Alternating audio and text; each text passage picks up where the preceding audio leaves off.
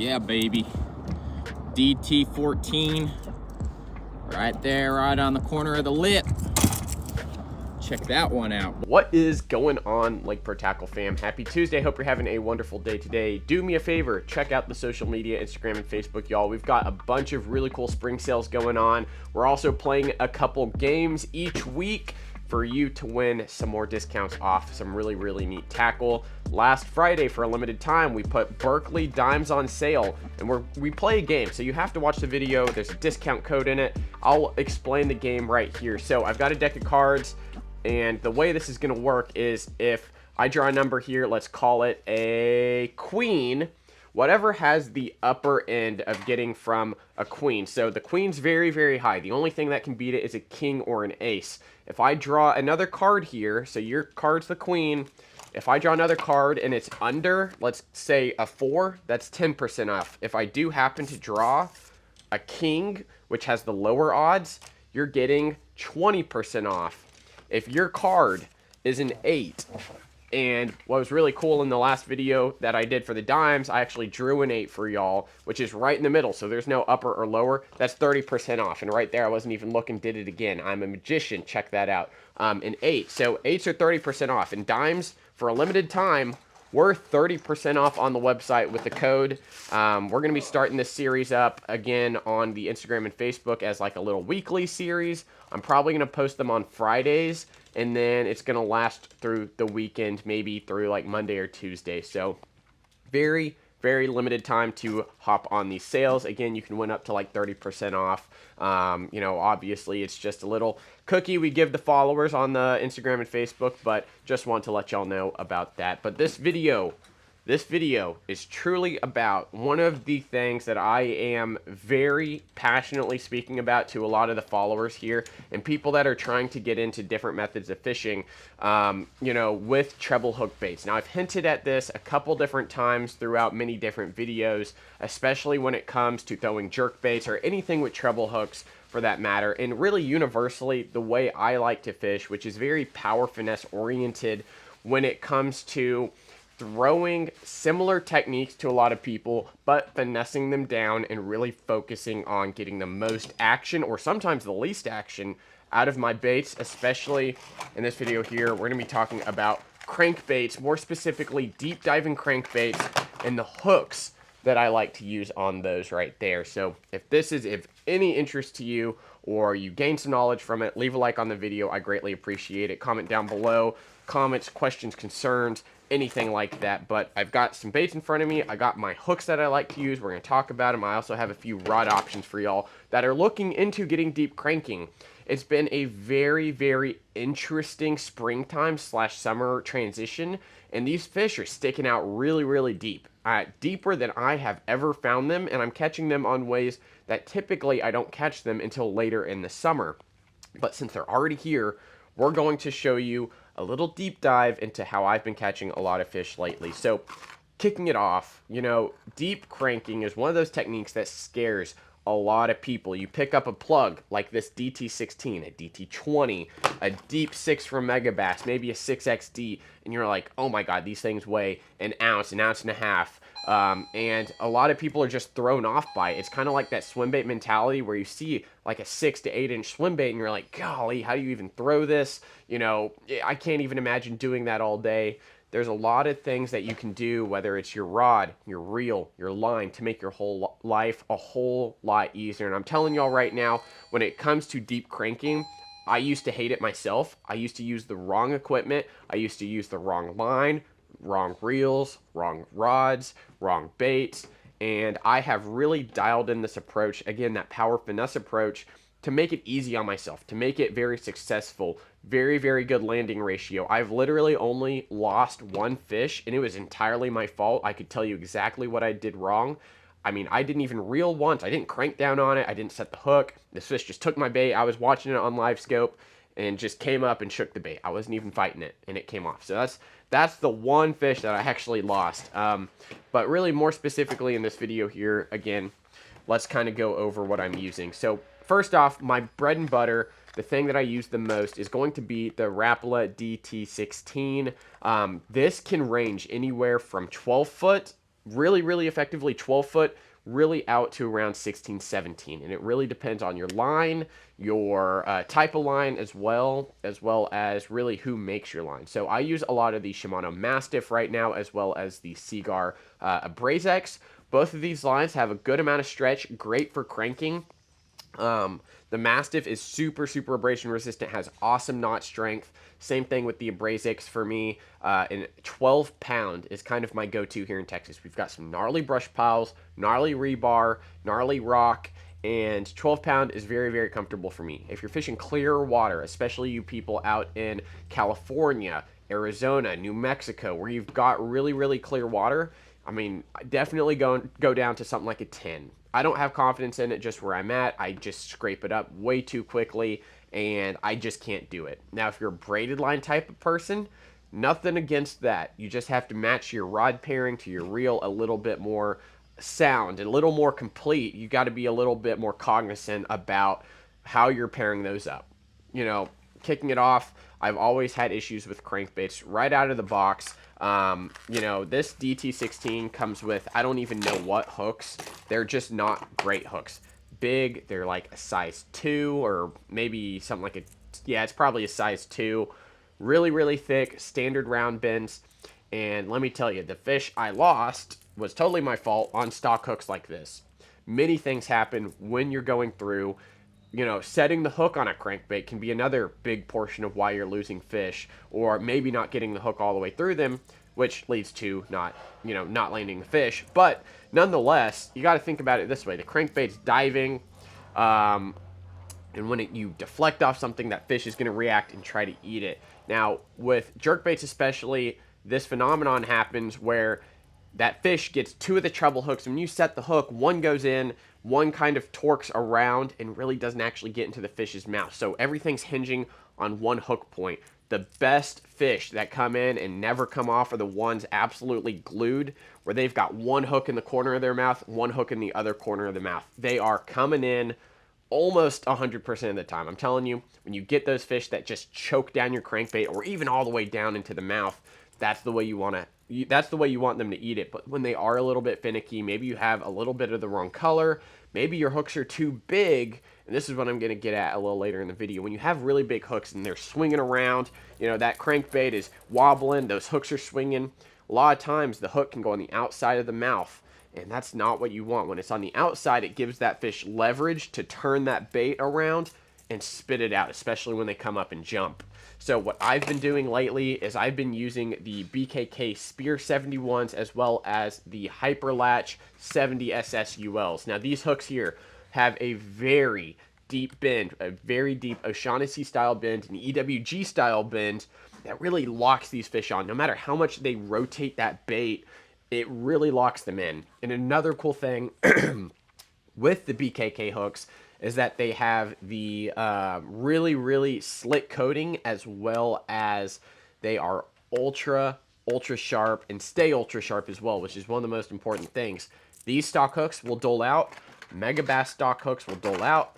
Berkeley dime hooks, these stock hooks will dole out eventually. These have stayed ultra sharp for me, and what I really like about these right here, these specifically for my deeper diving crankbaits, these are a size 4 hook, and this is an ultra light, and I'm going to get into the rod combinations as well a little bit later in the video, so it's going to be a little bit longer one, so stay tuned, y'all. Stay tuned. I'm actually switching these out to a little bit smaller hook. It allows that fish to really get the bait. And I've always said this, not only about crankbaits, not only about Texas rigs, but literally just about anything, is if your fish aren't absolutely choking your bait or getting it all the way in their mouth, you're probably not throwing the right bait, or at least maybe the not right presentation. Whether you need to speed up, slow down, you got to read the fish really, and they're going to let you know on the water exactly what you need to do.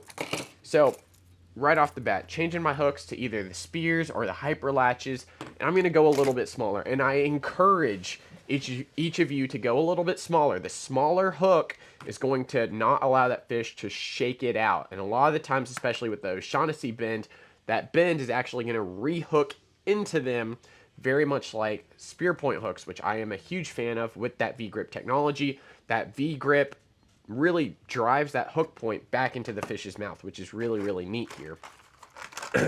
Another thing I want y'all to think about as well with something like this. This is the Megabass Deep 6 here.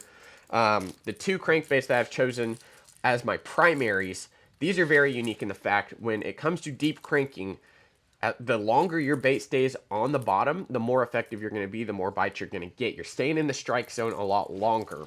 Now, with both of these baits, they dive extremely, extremely quick. The Deep 6 especially can get out to incredible ranges with the weight transfer system in here. You're able to cast these very, very far. I think I casted this one around 160 feet, 12-pound line on a 150 size reel. And I'm telling you, I stayed on the bottom, cranked that ledge until it came off the very tip, and I watched fish school up on this thing and chase it down. So again, casting distance and staying on the bottom is one of those key features that you really, really need to do. The DT doesn't do it as well as something like the Deep 6, but it has a deeper bill, and it's going to have a little bit more action than the Deep 6 here. Well, that's relative. The bigger bill at the end allows this bait to really rotate a little more. This one here is a little bit more erratic because it's a skinnier bill. So when it comes to the two different presentations, I'm covering two ends here. If I want just a very erratic, hard thumping bait, I'm going to go to something like a Strike King or a Berkeley that have these really fat bills that allow them to get down and really just cause a lot of commotion. Moving into my rod choices. This is where I have been probably the most confused throughout most of my fishing career, where, you know, you don't just have to have a longer rod to throw farther. It really has to do with the bait specifically, your line, as well as your reel capacity and how the rod is actually set up. I was a humongous hater, and I'm still really a humongous hater of glass rods, especially for crankbaits. Now, St. Croix has a great lineup, the Mojo Bass Glass Cranking Series, or whatever Glass Legend Cranking Series they are. They're not bad, but I just get tired of throwing a glass rod. You're throwing a 1 ounce to 1.5 ounce crankbait all day long. If this is what you're committing to, you're throwing that all day. It gets heavy, it gets tiring. Not something I like to do. So these three rods here, I've got 3 different price points for these rods. And these are my go-to cranking. I have all of these in my boat right now. So number 1 is the Halo HFX series cranking rod. They have several different models, but for my deeper diving crankbaits, I like a little bit shorter rod compared to some of the bigger ones out there. A lot of people will say crank with like a 7'9", an 8 foot, even longer than that sometimes. For these crankbaits here, that really max diving depth is around 18 foot. I like a 7'4" rod. It has enough length to keep those fish pinned, as well as enough power in each of these specific models to actually drive that hook. And with these smaller hooks, you don't need to drive really, really hard. Kind of just keep reeling, pull into them, and those hooks are going to set themselves, which is really neat. I like that aspect. Now, the HFX series comes in at basically $150 price point. If you're looking to get into budget stuff, this is the rod to do it. Again, 7'4". It's rated a medium cranking rod, medium cranking casting rod, moderate fast. And I'm telling y'all, this blank is literally that composite style where it's super light. I'm talking super, super light for $150. Not just for like a glass cranking rod, but overall, very, very light, very soft, and bends really, really deep down into the blank, into this last section here, where you're gonna really use that last part of the rod at the farthest end of your cast. You're gonna cast really long distances with this and really allow that bait to load when you're throwing it out to really improve your casting distance. Now, the reason I like, again, that 7'4" is it allows me to get longer casts, and it really allows me to get good depth feel on the bottom when my bait's all the way down there. Another one here, this is a tier up, a couple tiers up in the X-Pride line. Of course, I have a couple other ones in my boat and some other similar price points, but this one right here is a 7'2" X-Pride. This is the medium heavy glass cranking rod, or I guess not technically cranking rod, but it's a glass composite rod. Still actually very light. It's very similar in weight, if not just a tiny bit heavier than this HFX here, believe it or not, because this one does use actual glass composite in here.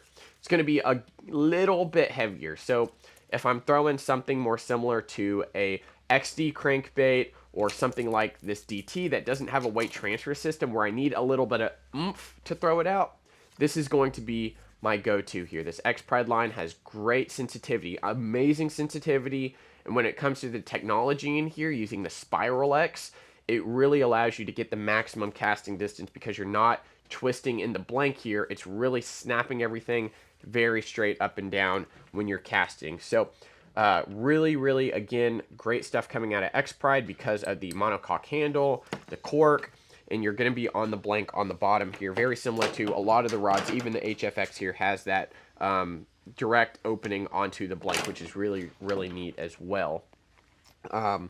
Again, you're still going to get great casting distance at a 7'2". I've actually been throwing the Kage crank rod. It's only a 7 foot. For some of these DT16s and Deep 6s, it gets the job done. I do need a little bit more length to get that casting distance that I really need. My last one here is going to be the Leviathan Swimbait Rods Omega Finesse. This is a 7'8" rod, or 7'9" rod, excuse me. It's heavier, but they rate it heavy for swim baits because this is going to be a great rod for your clutch ecos, some of your 7 to 8 inch-ish baits, depending on the weight. This is rated for up to 2 ounces. So again, one of my favorites is going to be the Clutch Eco. Goes perfectly on this. Of course, if you're throwing hill country swim baits, a shat, this is going to be perfect. 7'9", you're getting some extreme casting distance. Now, if you're not a fan of ultra long handles, and again, this was designed to be a swim bait rod for heavier stuff, but when it comes to treble hooks, bigger baits, especially in the 1 ounce-ish range, this is perfect. I would like a little bit shorter handle here to really snap it over, but as long as you're not holding the butt here, you're really not having to worry about that rotation overall.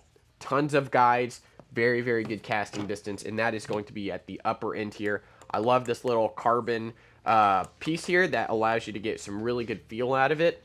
And that is my rod selection in 3 different price points for deeper cranking, especially with this mid to deep-ish range where you're going anywhere from about 12 to 18.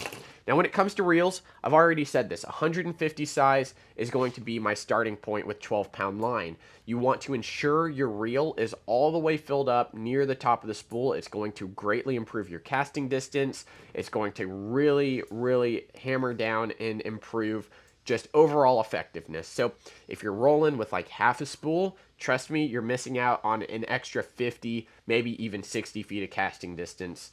Sometimes even more if you're really low.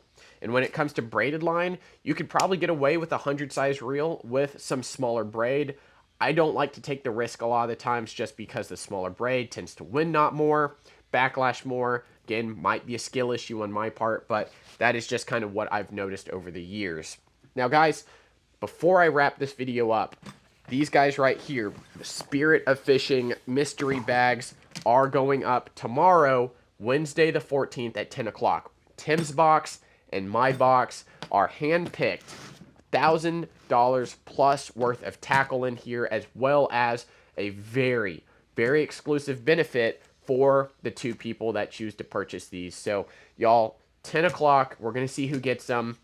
Again, a humongous range of tackle. This is a just little glimpse into my box right here. I've got some terminal. I've got some tons of baits, soft baits, hard baits, swim baits, topwater stuff. Very neat stuff. And again, a very exclusive offer, limited to only 2 out of these here that we're selling. So, guys, I hope you enjoyed this little breakdown on the deep cranking. You know, when it comes to finding these fish, you really just got to scan around. You know, you can point jump, but side scanning to look for structure, looking on your live scope. If you're kayak fishing, use Google Earth. Use all these available resources to help you find the fish. Again, another thing you can look out for using your iScope, look out for the birds, look out for shad, look out for life. That's what we're looking for when we're deep cranking. And of course, when it comes to color, really just depends on water clarity, water visibility. If you've got a darker tint, maybe a brown to green tint, go with something like this. This is going to be just a chartreuse blueback standard. I think it's called shad, Caribbean shad. There's a lot of them out there. You know, Strike King has their powder blue on the back. If you got really clear water, Matt Shad or something like this and Be Gizzard are one of my top picks. I've had a ton of success on this. If you're following me on Instagram or Facebook, my personal page, you've seen a couple of these baits being thrown around. So, guys, I thank you so very much again for watching. Check out the Spirit of Fishing promo box. It's going up tomorrow, and we'll see you on the next video. Thanks for watching. See you guys.